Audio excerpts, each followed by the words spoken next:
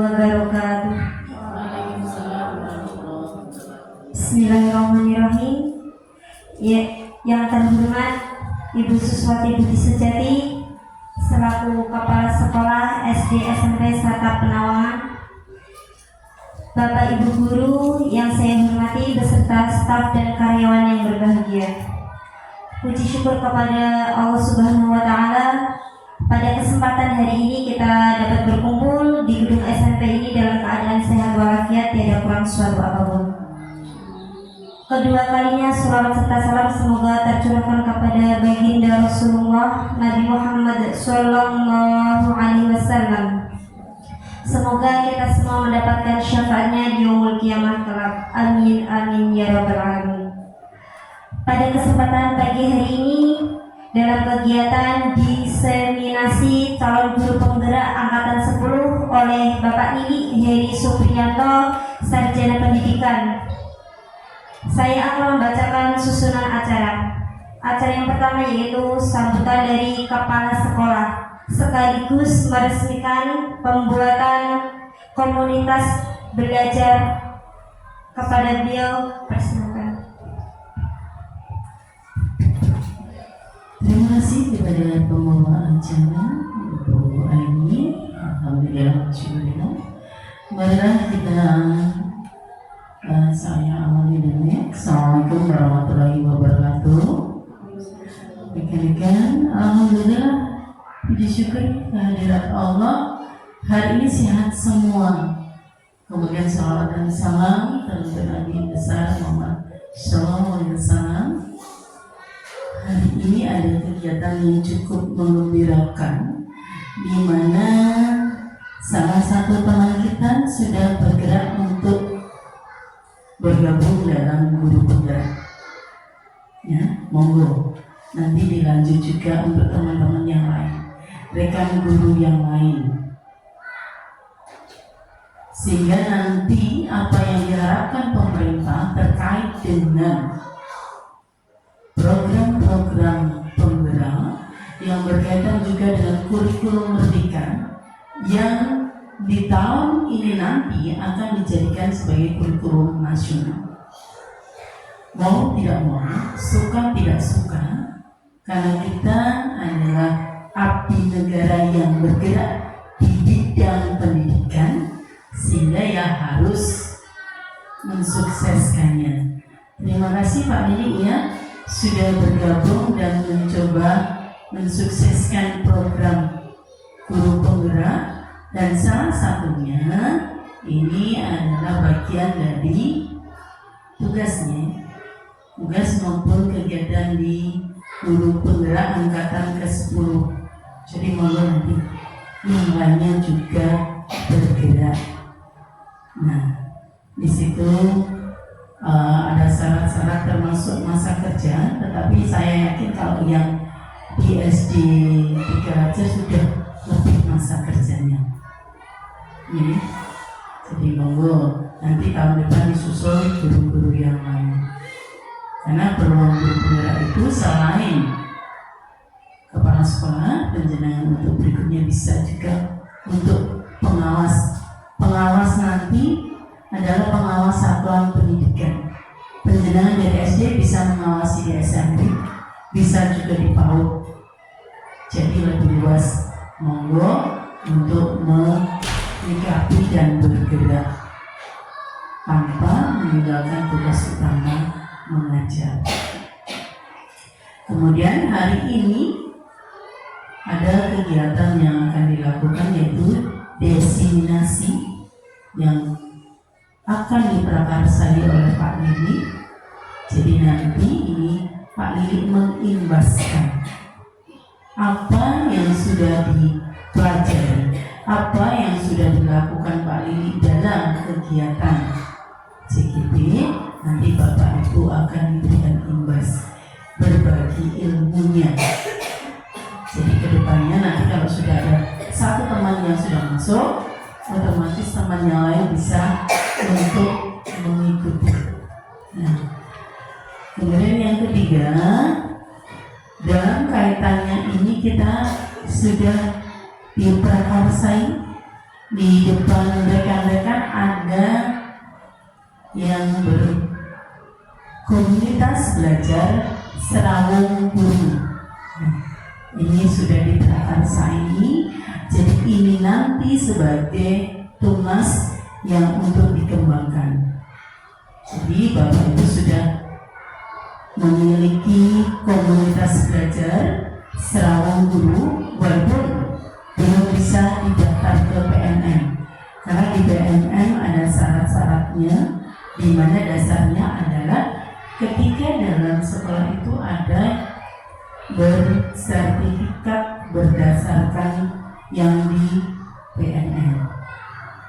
Nah, semoga nanti Mbak Bu Endang sudah dapat satu, monggo yang lainnya pokoknya mencoba menyusun aksi nyata, sehingga nanti kalau sudah 3, nanti ini dilengkapi struktur organisasi, kegiatan, kemudian laporan kegiatan. Nah, itu nanti kita bisa mengeluarkan sertifikat sendiri, dan itu bisa untuk penunjang SKP Bapak Ibu. Jadi semacam KKG, tetapi tingkatnya sekolah melalui komunitas belajar. Jadi nanti tidak usah, ini sudah terlalu sulit, tidak, monggo.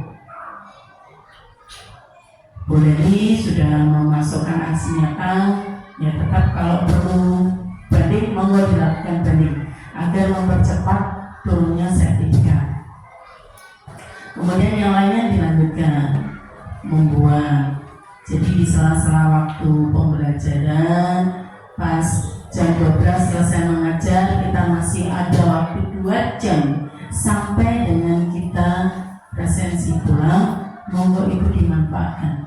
Memang job kita adalah dari jam 7.15 hingga jam 2.15. Ketika kita banyak menggunakan alasan ini dan itu sebenarnya menunjukkan kita belum bisa mengelola, sehingga ke depannya monggo ditindaklanjuti ini semuanya. Ini khususnya saya juga menasihati diri saya sendiri, karena kesibukan akhirnya ada beberapa agenda yang tidak bisa tercover. Tapi yakin untuk teman-teman yang di sini, saya yakin bisa. Kemudian berikutnya, baik kita hari ini sekaligus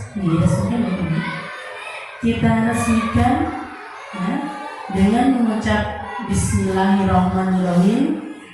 Saya nyatakan Kombel Serawung Guru SDN 3 Lajer diresmikan. Terima kasih. Nantinya semoga membawa peningkatan kompetensi bagi guru-guru yang ada di SDN 3 Lajer, semakin berjaya, semakin berkualitas, dan monggo nanti terus berlanjut. Yang kalau yang lainnya merasa tidak nyaman mendaftar CGP, bisa mendaftar PA-nya, bisa mendaftar yang penelaah aksi nyata. Ini juga banyak, ini juga bernilai. Jadi nanti teman-teman tidak hanya bergaul dalam lingkungan satu kecamatan, nanti bisa tambah pergaulan, tambah ilmu. Itu Bapak Ibu, dan kita ucapkan selamat ke Bapak ini atas progresnya di CGP. Semoga kedepannya semakin sukses di pandeminya dan bisa menginspirasi teman-teman. Terima kasih. Assalamualaikum warahmatullahi wabarakatuh.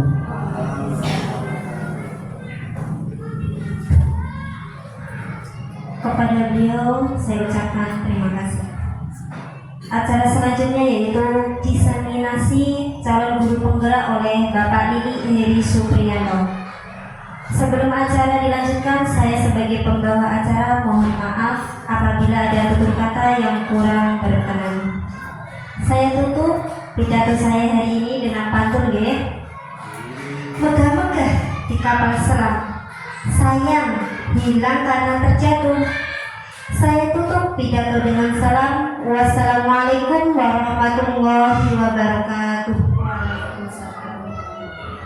Kepada Bapak Lili Supriyanto saya persilakan.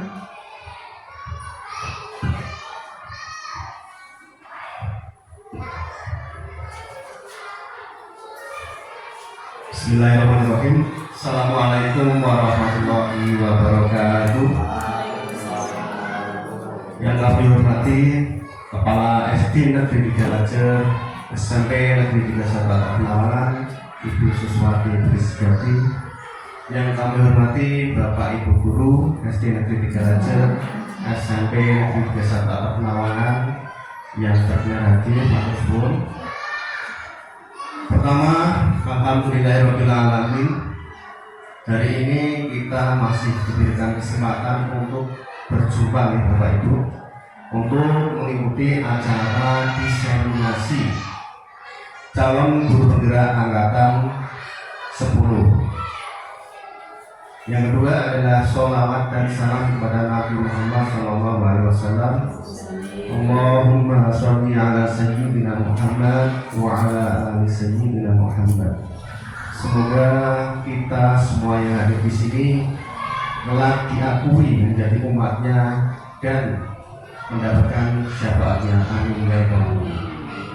Baik Bapak Ibu, untuk melanjutkan, hari ini adalah hari yang berbahagia untuk kita semua, terutama saya karena diberikan kesempatan untuk menunaikan tugas sebagai calon guru penggerak angkatan 10, yaitu diseminasi atau pengimbasan Bapak Ibu. Di sini saya tidak bermaksud untuk menggurui ya, tapi di sini kita hanya ingin sharing apa yang sudah saya pelajari, apa saja kegiatan-kegiatan yang sudah saya lakukan selama beberapa bulan ini mengikuti program guru penggerak. Dan untuk pagi ini tema kita adalah di modul 1.4 gitu Pak Ibu, yaitu tentang budaya positif. Apa itu budaya positif? Mungkin Bapak Ibu sudah mengerti, sudah tahu nih apa itu budaya positif. Budaya positif apa nih Bapak Ibu? Budaya positif adalah tindakan atau sikap,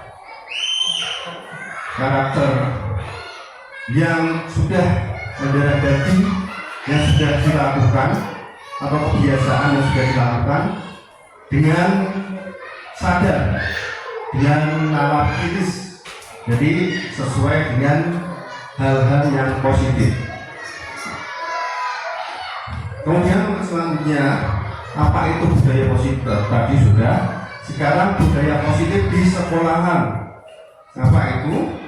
Budaya positif di sekolahan adalah nilai dan kebiasaan di sekolah yang berpihak pada murid agar mereka dapat berkembang menjadi pribadi yang kritis, penuh hormat dan bertanggung jawab sesuai dengan profil pelajar Pancasila. Dan mungkin kita sebenarnya sudah pernah melakukan atau sudah biasa melakukan ini, terutama di SD Negeri 3 Lajer. Tetapi kadang kita belum sadar kalau itu adalah sebuah budaya positif. Contohnya apa Bapak Ibu? Iya,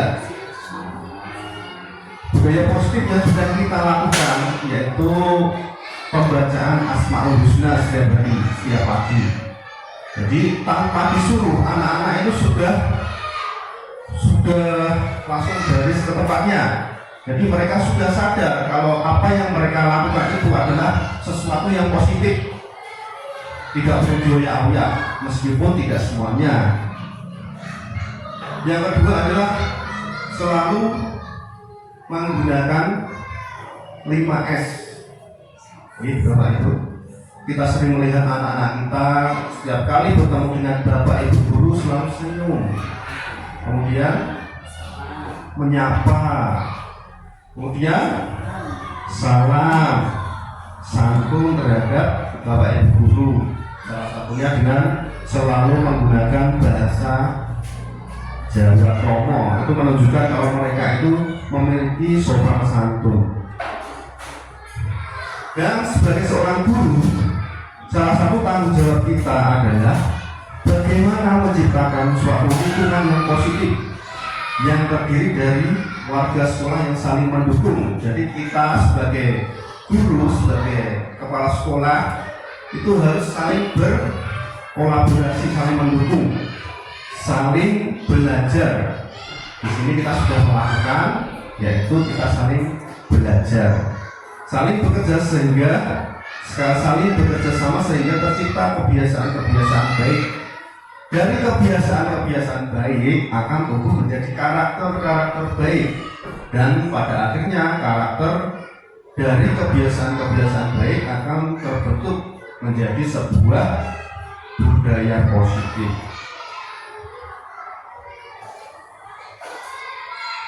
Dan untuk menciptakan budaya positif itu ada konsep-konsepnya, Bapak Ibu. Yang pertama adalah disiplin positif. Yang kedua, teori motivasi hukuman, penghargaan restitusi, keyakinan kelas, kebutuhan dasar manusia, restitusi 5 posisi kontrol, dan yang terakhir adalah segitiga restitusi.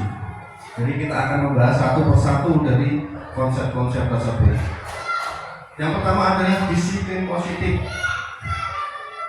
Disiplin positif itu menurut KHD Ki Hajar Dewantara, di mana ada kemerdekaan, disitulah harus ada disiplin yang kuat. Sungguh pun disiplin itu bersifat self disiplin, yaitu kita sendiri yang mewajibkan kita dengan sekeras-kerasnya. Jadi harus datang dari diri kita terlebih dahulu. Tetapi itu sama saja, sebab kalau kita tidak cakap melakukan self disiplin, wajiblah penguasa lain mendisiplinkan diri kita. Dan peraturan demikian itulah harus ada di dalam suasana yang merdeka. Sedangkan menurut Dian, disiplin diri juga mempelajari bagaimana cara kita mengontrol diri. Ya, kita harus bisa mengontrol diri dan bagaimana menguasai diri untuk memilih tindakan yang mengacu pada nilai-nilai yang kita hargai. Disiplin sebagai bentuk kontrol diri, yaitu belajar untuk kontrol diri agar dapat mencapai suatu tujuan mulia. Dan hasil dari disiplin itu sendiri adalah kebajikan, nilai kebajikan, sesuatu yang baik dan bisa diterapkan di dalam kurikulum kita, yaitu yang sedang tenar apa Bapak Ibu? Profil pelajar Pancasila. Profil pelajar Pancasila wonten 6 nggih. Napa mawon? Beriman, bertakwa kepada Tuhan Yang Maha Esa dan berakhlak mulia. Kemudian yang kedua adalah mandiri, kreatif, bernalar kritis dan bergotong royong, berkebinekaan global. Ya, sekarang ada pertanyaan ini Bapak Ibu. Mungkin Bapak Ibu bisa menjawabnya. Yang pertama adalah bila di sekolah Anda tidak ada aturan yang memberikan surat teguran bagi karyawan yang sering datang terlambat. Jadi kalau tidak ada teguran atau tidak ada atasan yang memberikan Anda penghargaan menjadi karyawan terbaik karena sering tepat waktu. Jadi tidak ada teguran kalau terlambat dan tidak ada hadiah kalau berangkatnya tepat waktu.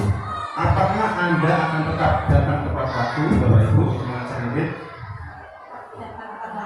Pasti ya, Alhamdulillah. Jelaskan alasannya, coba. Mungkin Bapak Ibu ada yang mewakili menjelaskan.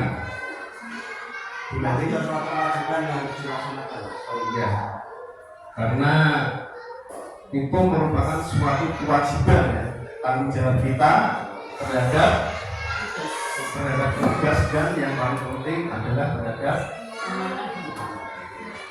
Allah Subhanahu wa Ta'ala. Nah, sekarang pertanyaan yang kedua. Nilai-nilai kebersihan apa yang Anda rasakan penting saat ini untuk ditanamkan pada murid-murid Anda di kelas?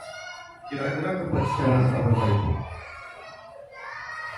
yang perlu ditanamkan saat ini? Oke, jujur. Kira-kira yang paling dibutuhkan jujur, terus apa lagi Bapak Ibu? Disiplin, sopan. Terus sopan santun ya 5S tadi. Karena di zaman yang modern ini suasana sudah memprihatinkan, di mana sikap anak-anak itu sekarang sudah jarang yang memiliki sopan santun.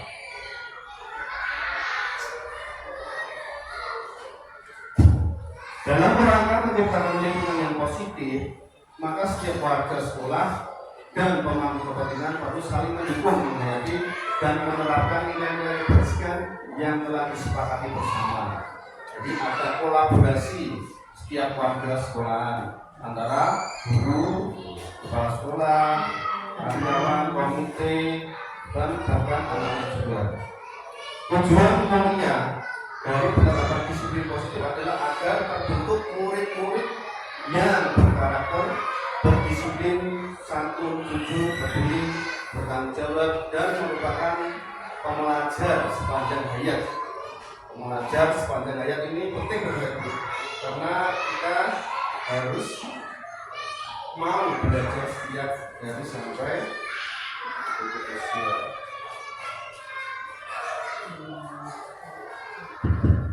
Yang kedua,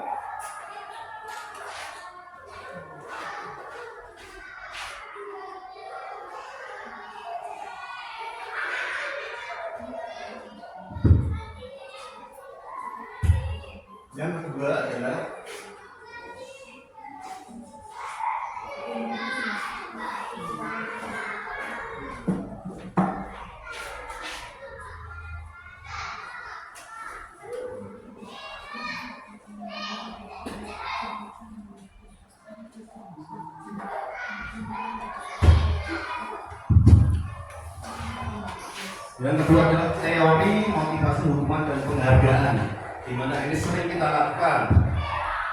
Kita sering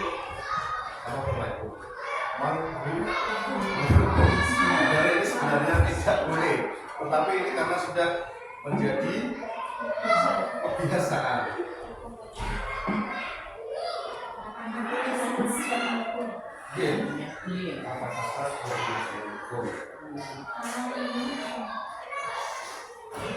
Nanti juga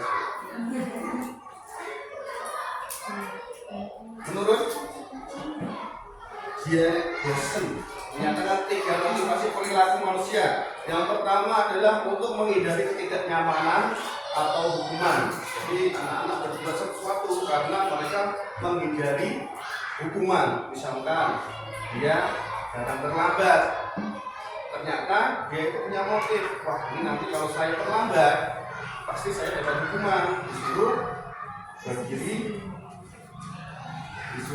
di bawah tiang meja, di bawah tiang juga. Yang kedua adalah untuk mendapatkan imbalan atau penghargaan dari orang lain.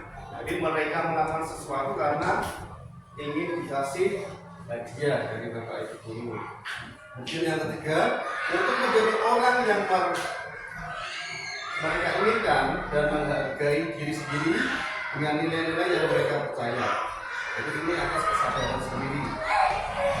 Menurut Anda, menurut Bapak Ibu, dari ketiga jenis motivasi tadi, motivasi manakah yang saat ini banyak mendasari perilaku murid-murid Anda sekarang? Kira-kira motivasi nomor Pak, yang sering atau yang selalu mendasari anak-anak? Iya. Jadi anak-anak itu masih ingin mendapatkan hadiah. Mereka melakukan sesuatu karena ingin mendapatkan hadiah.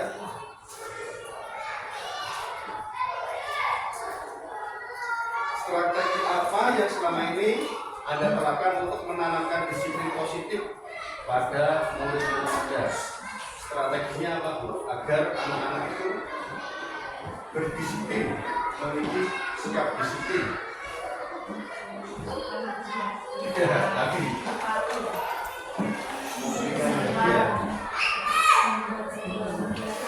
membuat jadwal kegiatan. Hasilnya bagaimana Bapak Ibu? Sukses? Belum. Kalau kita memberikan hadiah, biasanya anak-anak itu bukan timbul karena motivasi keinginan diri sendiri, tapi karena hanya ingin mendapatkan sesuatu. Keesokan hari atau lama-kelamaan, bila tidak dikasih hadiah, mereka bisa saja kembali seperti semula. Ya, di sini ada kasus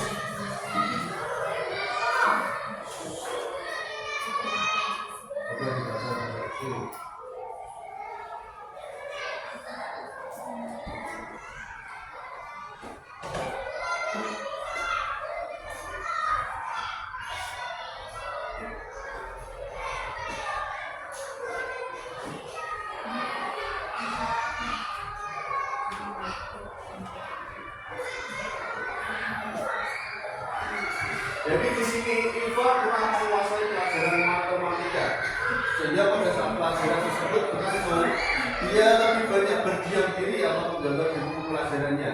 Pada saat guru matematikanya Pak Seno menanyakan pertanyaan, Iva menjadi gugup dan tidak sengaja menjatuhkan tasnya dari kursi karena tidak tahu ditanya terus gugup, akhirnya menjatuhkan tas serta tiba-tiba menjadi gagap pada saat berupaya menjawab.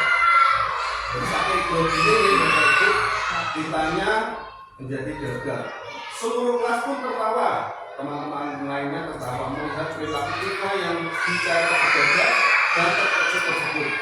Pak Seno pada saat itu membiarkan teman-temannya tertawa, menertawakan yang tergagap dan malunya luar biasa.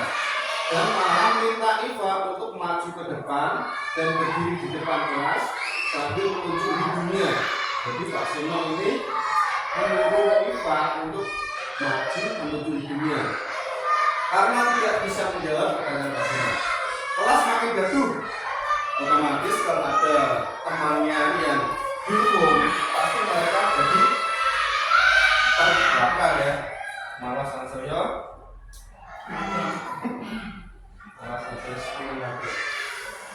kelas makin gaduh dan anak-anak pun tertawa melihat Iva di depan kelas memegang ujung hidungnya. Nah sekarang pertanyaannya, apakah Anda setuju dengan tindakan Pak Seno terhadap Iva? Setuju atau tidak Ibu? Rasanya karena bisa menjatuhkan mental dari anak yang berpengalaman. Menurut Anda, tindakan Pak Seno ini hukuman atau konsekuensi begitu? Termasuk hukuman karena berupa fisik, disuruh berdiri. Nah, sekarang ini juga ada pertanyaan. Coba Bapak Ibu tentukan ini hukuman atau konsekuensi. Yang pertama, mencatat 100 kali di dalam buku kalimat, saya tidak akan terlambat lagi karena terlambat di sekolah. Ini hukuman atau konsekuensi Bapak Ibu? Hukuman karena disuruh mencatat banyak sekali. Kemudian yang kedua, lari mengelilingi lapangan basket 2 kali karena terlambat hadir. Hukuman atau konsekuensi? Hukuman lagi. Yang ketiga, membersihkan coretan yang dibuatnya di meja tulis. Konsekuensi atas perbuatannya. Yang keempat, murid diminta untuk push up 15 kali. Yang kelima, membersihkan tumpahan air di meja tulis karena tersenggol pada saat belajar. Konsekuensi. Berarti ini Bapak Ibu lebih paham daripada saya ini. Kemudian yang ketiga selanjutnya adalah keyakinan kelas. Mungkin kita belum menerapkan ini ya Bapak Ibu, tapi saya sudah menerapkannya.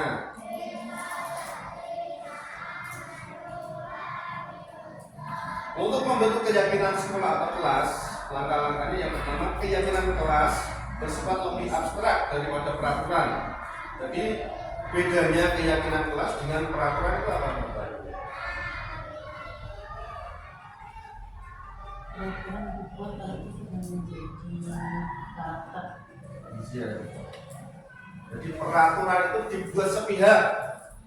Misalnya peraturan sekolah, berarti kan yang membuat sekolahan saja, tanpa campur tangan atau melibatkan pihak murid.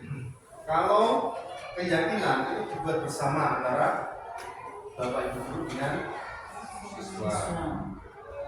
Keyakinan kelas berupa pertanyaan universal. Pernyataan keyakinan kelas senantiasa dibuat dalam bentuk positif, jadi tidak menghakimi. Keyakinan kelas hendaknya tidak terlalu banyak, sedikit saja Bapak Ibu, tidak usah banyak-banyak, karena untuk agar anak-anak itu bisa hafal ya, bisa hafal apa yang sudah belajar ini. Keyakinan kelas biasanya sesuatu yang dapat diterapkan di lingkungan tersebut, bisa diterapkan, tidak hanya tulisan saja. Semua warga kelas hendaknya ikut berkontribusi dalam pembuatan keyakinan kelas lewat kegiatan curah pendapat. Ini yang saya maksud tadi Bapak Ibu. Jadi siswa dilibatkan. Bersedia meninjau kembali keyakinan kelas dari waktu ke waktu. Jadi ini contoh yang sudah saya buat kemarin.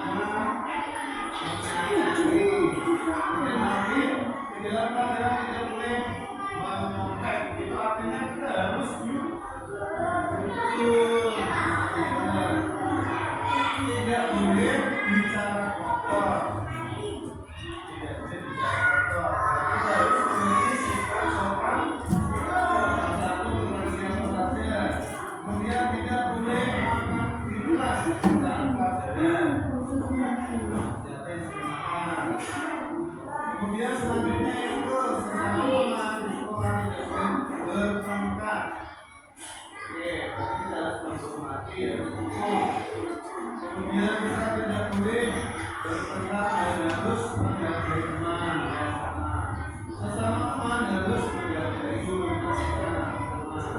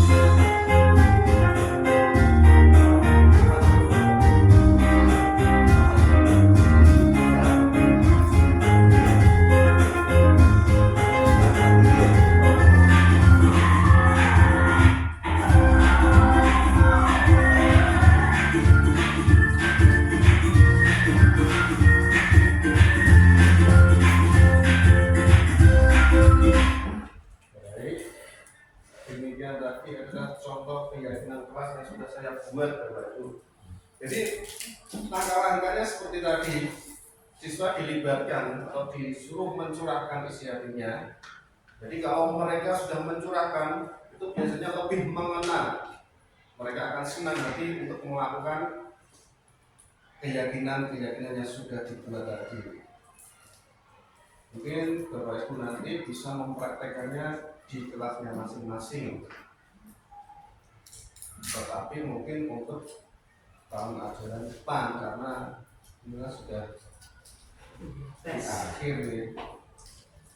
Selanjutnya adalah 5 kebutuhan dasar manusia. Jadi kita ini sebagai manusia itu memiliki 5 kebutuhan dasar yang harus dipenuhi. Kalau tidak dipenuhi akan melakukan hal-hal yang tidak diinginkan, yaitu yang pertama kebutuhan bertahan hidup, yang kedua kasih sayang. Setiap manusia membutuhkan kasih sayang dan rasa yang diterima. Yang ketiga penguasaan atau kebutuhan pengakuan dan kemampuan. Yang keempat adalah kebebasan, yaitu kebutuhan akan pilihan, bebas memilih. Yang kelima kesenangan, kebutuhan untuk merasa senang. Jadi mereka merasa memiliki hak untuk senang. Dan sekarang adalah dunia berkualitas. Dunia berkualitas Anda adalah tempat khusus dalam pikiran Anda, tempat Anda menyimpan gambaran representasi dari semua yang Anda inginkan. Bisa berisi orang-orang, hal-hal, dan apa saja yang terbaik dalam hidup Anda dan membuat Anda merasa bahagia dan terpenuhi kebutuhan dasar Anda.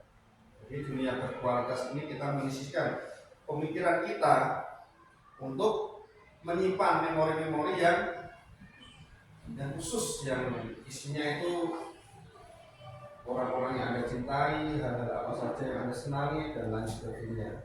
Murid kita juga mempunyai gambaran dunia berkualitas mereka. Jadi setiap individu, setiap manusia itu memiliki dunia berkualitas. Tentunya sebagai guru kita ingin mereka memasukkan hal-hal yang bermakna dan nilai-nilai kebajikan yang hakiki ke dalam dunia berkualitas mereka. Untuk membantu Anda, jawablah pertanyaan-pertanyaan di bawah ini. Siapakah orang-orang yang paling penting dalam hidup Anda? Siapa Bapak Ibu? Yang paling penting, ya, keluarga pastinya keluarga. Tidak siapa-siapa lagi, keluarga. Yang kedua, nilai-nilai kebajikan apa yang terpenting dalam hidup Anda? Nilai-nilai kebajikan apa yang terpenting dalam hidup Anda? Kasih sayang. Apa lagi? Apakah beribadah dan kasih sayang? Pengakuan ini tidak? Ini diakui. Ini loh saya guru. Berbuat baik pada sesama. Oke. Kemudian kalau Anda menjadi orang yang ideal, Karakter atau sifat apa yang Anda paling inginkan ada pada diri Anda? Karakter. Kita sebagai seorang guru inginnya memiliki karakter apa? Humble, mudah sosialisasi dengan siapa saja. Nah, terutama dengan murid-murid yang agak sulit dalam belajarnya. Apa pencapaian Anda yang Anda sangat banggakan selama ini, selama Anda hidup dari umur, dari lahir sampai sekarang? Pencapaian yang paling Anda banggakan itu apa? Kalau saya pribadi, saya menjadi seorang guru ini sudah membanggakan karena saya apa ya? Prosesnya memang. Sudah dikabulkan Tuhan ya kan ya. Kita selamat prosesnya segala. Sekarang lama. Sebenarnya bisa membesarkan anak itu juga sebuah gitu. Jadi seorang ibu Selama sudah bermutu itu suatu kebanggaan. apa pekerjaan ideal bagi Anda? Pekerjaan yang paling ideal itu apa? Sebagai guru. Sebagai guru. Dan Bapak Ibu tahu apa alasan saya menjadi seorang guru? Sebenarnya ini memang keinginan Bapak saya karena dia bercita-cita ingin anaknya menjadi guru karena kalau guru itu memwayai anak libur masih libur. Jadi untuk hari raya pun kita bisa libur bebas Bapak Ibu. Kalau seperti ABRI atau polisi itu kan atau perawat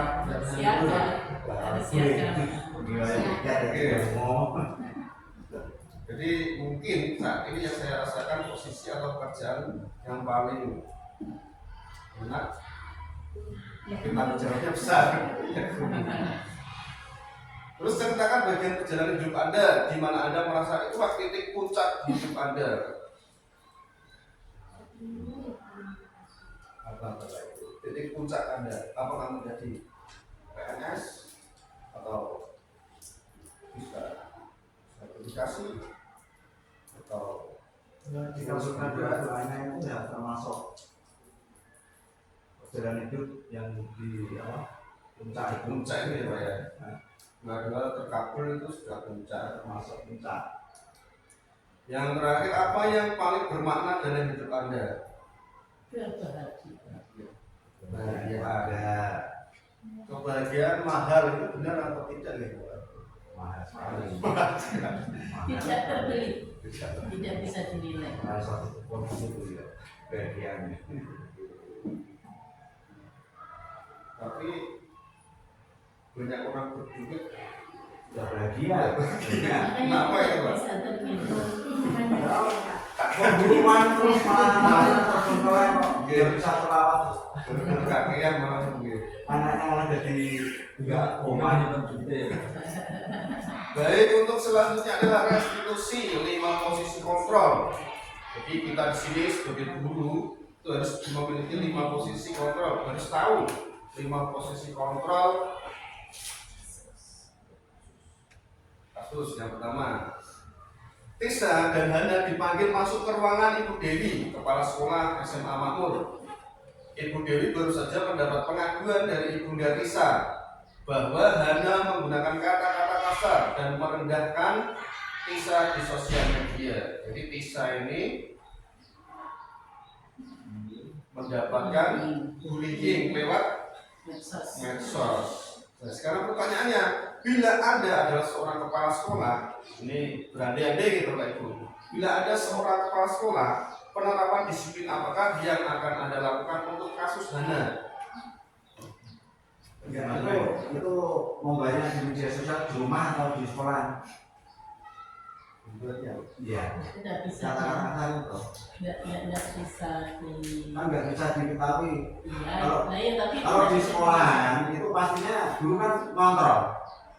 Bawa HP enggak apa saja yang dia lakukan di sekolahan kan bisa dikontrol. Kalau di rumah dia kan kita nggak tahu dulu. Ini tapi karena itu tinggal tamannya itu masih tanggung jawab aja. Iya, tanggung jawab itu bukan hanya guru saja, orang tua juga. Oke. Berarti ini sebagai seorang kepala sekolah, penerapan disiplin yang akan Anda lakukan untuk kasus Hana ini misalkan kalau dampaknya sampai ke sekolahan, ini bagaimana? Atau itu diklarifikasi dulu. Iya, Kemudian yang kedua, kemudian melakukan pendekatan antara keduanya. Jadi kita sebagai guru maupun kepala sekolah itu harus melakukan mediasi.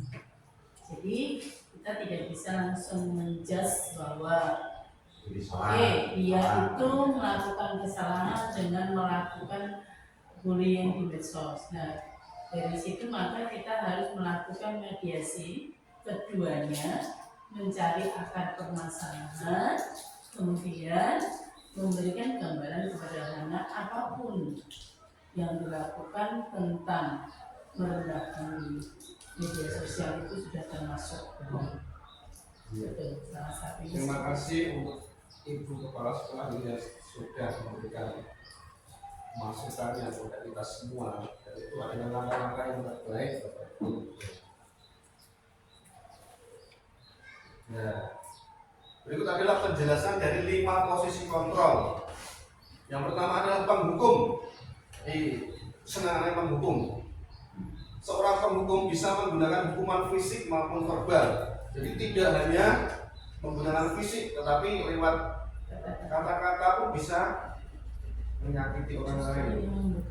Yaitu biasanya dengan nada suaranya tinggi, bahasa tubuh, mata melotot. Kalau menghukum biar ditakuti, mata melotot, dan jari menunjuk-nunjuk atau menghardik. Dan hasilnya apa, Bapak Ibu? Apakah mereka takut? Tidak.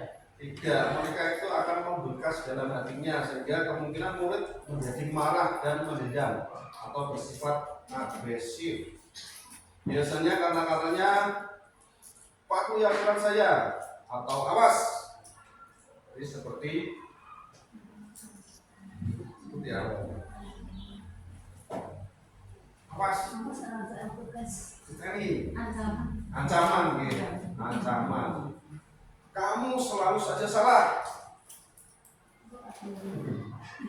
Ini menghukum ya Bapak Ibu. Jadi kita tidak sadar kalau selama ini kadang itu kita itu juga menghukum melalui kata-kata. Selalu, pasti selalu yang terakhir selesai. Kasihan ya Bapak Ibu. Posisi penghukum. Sekarang yang kedua adalah pembuat merasa bersalah. Pembuat merasa bersalah akan menggunakan keheningan yang membuat orang lain merasa tidak nyaman. Bintang itu ya, orang-orang gak nyaman. Aku salah apa pasti mungkin. Atau rendah ini. Kata-kata yang keluar dengan lembut akan seperti ibu sangat kecewa sekali dengan kamu. Ya, cuma hanya dengan kata-kata ibu sangat kecewa sekali dengan kamu. Jadi anak-anak itu berpikir, apa yang membuat saya mengecewakan Bapak Guru? Mereka jadi merasa bersalah. Berapa kali Bapak harus memberitahu kamu ya? Berapa kali Bapak harus memberitahu kamu ya? Dan seakan-akan anak ini kan bebal, sulit untuk dikasih tahu. Dan hasilnya murid akan merasa bersalah telah mengecewakan ibu atau bapak guru. Posisi kontrol yang ketiga adalah sebagai teman. Guru pada posisi ini tidak akan menyakiti murid, namun akan tetap berupaya mengontrol murid melalui persuasi. Jadi guru ini bertindak sebagai teman dari sang murid. Ini ada positif dan negatifnya. Perkataannya biasanya yang sering diucapkan, ayo bantulah demi bapak ya. Seakan-akan sudah terjadi keakraban antara keduanya. Ayo ingat tidak bantuan bapak selama ini. Ayo ingat tidak bantuan bapak selama ini. Jadi biasanya kalau antara teman itu kan saling membantu, tidak ada rasa okewo. Seakan-akan sering membantu. Ya sudah, kali ini tidak apa-apa, nanti ibu bantu bereskan, membantu membereskan. Dan hasilnya, apabila guru bertindak di posisi kontrol sebagai teman, murid akan merasa senang dan akrab dengan guru. Ini termasuk dampak positif. Hanya saja di sisi negatif, murid menjadi tergantung pada gurunya. Karena bertindak sebagai teman, jadi ya seperti ya ada sikap-sikap seperti meremehkan gitu. Yang keempat adalah posisi pemantau. Seorang pemantau sangat mengandalkan perhitungan catatan data yang dapat digunakan sebagai bukti atas perilaku seseorang. Jadi guru ini sering memantau. Contohnya, perkataannya, apa yang telah kamu lakukan? Jadi seolah-olah yang kemarin-kemarin itu guru sudah tahu kebiasaan anak itu apa. Sanksi atau konsekuensinya apa? Hasilnya, murid memahami konsekuensi yang harus dijalankan karena telah melanggar salah satu peraturan sekolah. Jadi murid menjadi paham konsekuensi yang harus dijalankan. Selanjutnya, posisi kontrol terakhir adalah sebagai manajer. Dan ini adalah posisi yang paling harus dimiliki seorang guru. Sebagai manajer, bukan sebagai penghukum atau sebagai pembuat masalah, merasa bersalah, atau sebagai teman. Yang kelima, posisi kontrol manajer. Posisi di mana guru berbuat sesuatu bersama dengan murid, mempersilahkan murid mempertanggungjawabkan perilakunya, mendukung murid agar dapat menemukan solusi atas permasalahannya sendiri. Jadi sebagai manajer, kita tidak menyalahkan murid, tetapi kita membantu mereka untuk menyelesaikan masalahnya sendiri, mencari solusinya. Jika kamu meyakininya, apa kamu bersedia memperbaikinya? Itu adalah contoh kata-katanya. Pada posisi manajer, guru akan mengembalikan tanggung jawab pada murid untuk mencari jalan keluar permasalahannya. Tentu saja ini dengan bimbingan guru. Yang ketiga adalah yang terakhir, segitiga restitusi. Yang pertama, sisinya adalah menstabilkan identitas. Apabila anak-anak memiliki kesalahan atau membuat kesalahan, yang pertama kita tidak boleh langsung menjudge, kamu salah, kamu harus begini. Nanti posisinya jadi penghukum lagi. Bagian dasar dari segitiga pertujuan untuk mengubah identitas anak dari orang yang gagal karena melakukan kesalahan menjadi orang yang sukses. Sudah tahu anak itu terlambat, kita jangan kok telat begitu. Nah, tapi kita menstabilkan, membuat anak itu tidak merasa bersalah. Maksudnya anak itu tidak terbebani dengan kesalahannya. Contohnya seperti ini, berbuat salah itu tidak apa-apa. Memang pertama itu seperti meyakinkan kalau berbuat salah itu tidak apa-apa. Tapi kedepannya harus dikasih solusi. Tidak ada manusia yang sempurna. Jadi guru ini menyatakan bahwa setiap manusia pasti pernah berbuat salah. Saya juga pernah melakukan kesalahan seperti itu. Kita bisa menyelesaikan ini. Terus Bapak Ibu tidak tertarik mencari siapa yang salah, tapi Bapak Ibu ingin mencari solusi dari permasalahan ini. Tentu akan sulit melakukan restitusi bila anak yang berbuat salah terus berfokus pada kesalahannya. Kita tidak boleh memfokuskan kalau anak itu malah konsentrasinya ke apa yang diperbuatnya, apa kesalahannya. Ada 3 alasan untuk ini. Yang pertama, rasa bersalah menguras energi. Orang kalau merasa bersalah biasanya pikiran terus, mikir nggak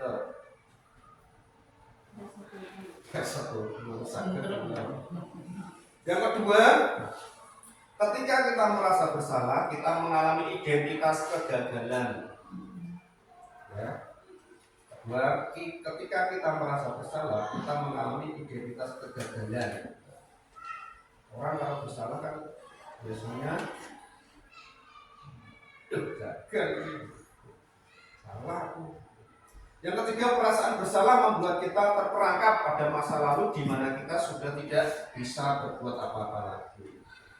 Ini merasa terpenjara, masih teringat terus apa yang menjadi kesalahan. Sisi yang kedua adalah validasi tindakan yang salah. Validasi, benar orang ini mau salah. Kalau kita tolak anak yang sedang berbuat salah, dia akan tetap menjadi bagian dari masalah. Namun, bila kita memahami alasannya melakukan sesuatu, maka dia akan merasa dipahami. Contoh dari pertanyaannya adalah, padahal kamu bisa melakukan yang lebih buruk dari ini. Ya. Padahal kamu bisa melakukan yang lebih buruk dari ini. Tapi kan kamu melakukan ini saja, berarti kamu termasuk anak yang tidak terlalu nakal. Kamu pasti punya alasan mengapa melakukan ini. Kita memvalidasi apa yang sudah dilakukan anak tersebut. Kamu patut bangga pada dirimu sendiri karena kamu telah melindungi sesuatu yang penting buat kamu. Kamu boleh mempertahankan sikap itu, tapi kamu harus menambahkan sikap yang baru. Tentunya sikap untuk memperbaiki kesalahan tadi. Strategi ini menguntungkan bagi murid dan guru karena guru akan berada dalam posisi siswa dan karena itu akan memiliki perspektif yang berbeda. Kemudian sisi yang ketiga adalah menanyakan keyakinan. Teori kontrol menyatakan bahwa kita pada dasarnya termotivasi secara internal. Itu baik Bapak Ibu, motivasinya internal. Ketika identitas sukses telah tercapai, langkah pertama, dan tingkah laku yang salah telah divalidasi, langkah kedua, maka anak akan siap untuk dihubungkan dengan nilai-nilai yang dia percaya dan berpindah menjadi orang yang dia inginkan. Apa yang kita percaya sebagai kelas atau keluarga, itu contoh pertanyaannya. Apa nilai-nilai umum yang kita telah sepakati? Tadi sudah membuat kesepakatan kelas. Apa bayangan kita tentang kelas yang ideal? Kelas yang baik itu bagaimana? Kamu mau jadi orang yang seperti apa? Guru dapat membantu dengan bertanya, seperti apa jika mereka menjadi orang yang seperti itu? Ketika anak sudah mendapat gambaran yang jelas tentang orang seperti apa yang mereka inginkan, guru dapat membantu anak-anak tetap fokus pada gambaran tersebut. Ya, demikian Bapak Ibu langkah-langkah dari juga restitusi dan juga mengakhiri presentasi saya.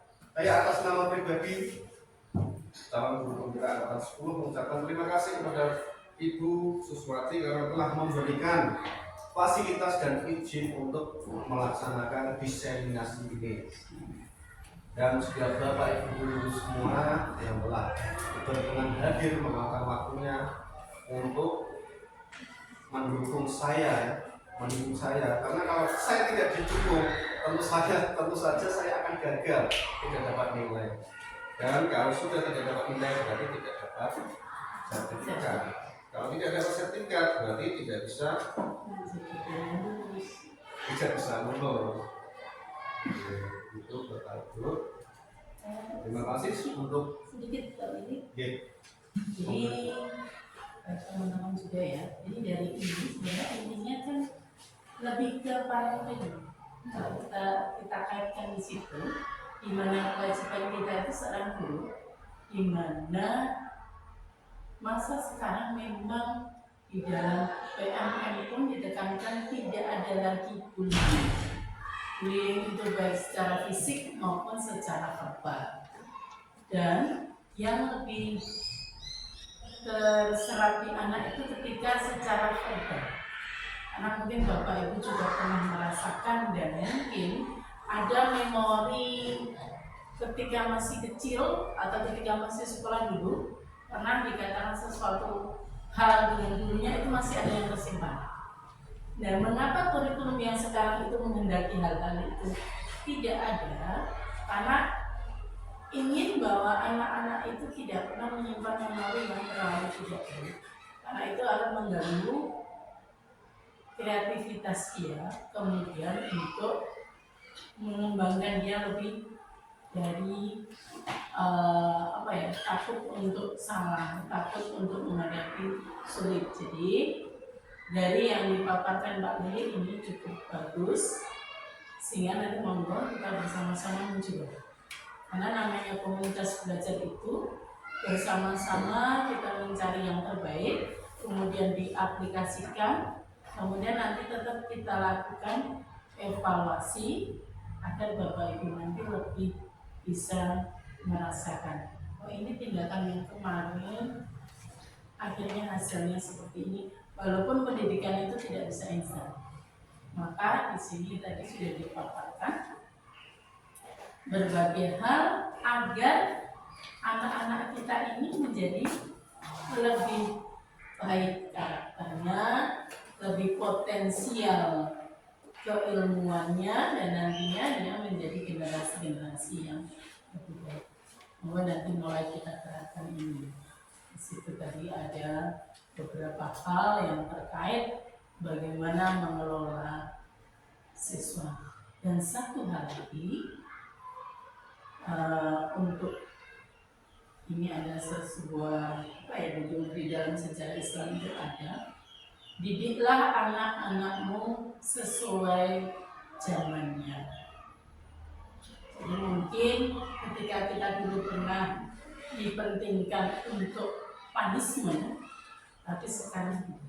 Jadi upayakan anak digiring untuk memahami sebenarnya mengapa dia itu dikatakan salah, mengapa dia melakukan kesalahan.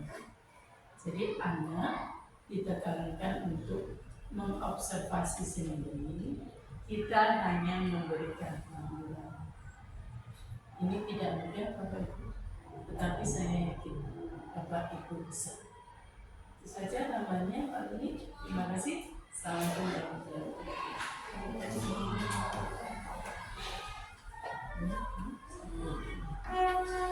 Oke, Bapak Ibu, demikian presentasi dari kami tahun 10 bergerak angkatan 10. Semoga pengibasan ini dapat bermanfaat untuk kita semuanya. Assalamualaikum warahmatullahi wabarakatuh. Waalaikumsalam. Beri aplaus ke Pak Lili. Semoga yang lainnya melanjutkan ya. Yang kuat. Assalamualaikum warahmatullahi wabarakatuh. Perkenalkan, nama saya Putra kelas 3. Terima kasih kepada Pak Lili yang telah mengajak saya berdiskusi untuk menemukan solusi keterlambatan saya. Saya sangat senang dan mulai hari ini saya akan tidur lebih awal setiap lalu menyalakan alarm agar tidak terlambat lagi. Assalamualaikum warahmatullahi wabarakatuh. Perkenalkan, nama saya Salman. Setelah berdiskusi dengan Pak Lili, akhirnya saya mendapatkan solusi, yaitu akan lebih giat belajar agar bisa mengerjakan tugas-tugas dari Pak Guru. Aku merasa senang. Terima kasih Pak Lili.